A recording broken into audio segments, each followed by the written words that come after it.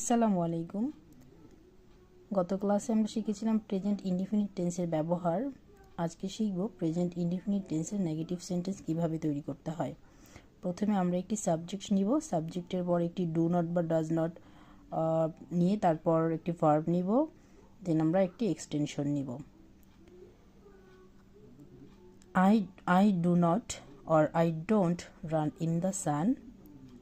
আমি সূর্যের আলোতে দৌড়াই না। উই ডোন্ট টক লাউডলি, আমরা উচ্চস্বরে কথা বলি না। ইউ ডোন্ট কাম হেয়ার, তুমি এখানে আসো না। You don't touch the window, তোমরা জানালাটি স্পর্শ করো না। They don't hate the poor, তারা গরিবদের ঘৃণা করে না। তারপর এখানে হি শি ইট রানা এগুলো হচ্ছে থার্ড পারসন সিঙ্গুলার নাম্বার, যার কারণে এই সাবজেক্টগুলোর পরে ডু নট না হয়ে এখানে ডাজ নট হবে বা ডাজেন্ট বলতে পারি। He doesn't enjoy the party, সে পার্টি উপভোগ করে না।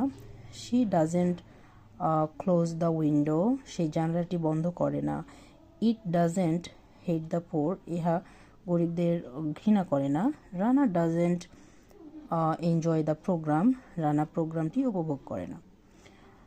তো এগুলো একদম বেসিক থেকে, যারা টেন্স একদম বোঝেন না তারা এই ভিডিওটি বারবার দেখতে পারেন এবং বারবার প্র্যাকটিস করতে পারেন। বারবার প্র্যাকটিস করতে হবে, বলতে হবে, লিখতে হবে, তাহলে একটা সময় গিয়ে খুব ইজিলি এইগুলো আপনারা নিজেরাই তৈরি করতে পারবেন।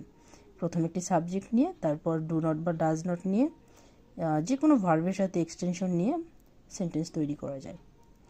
So thanks for watching my video.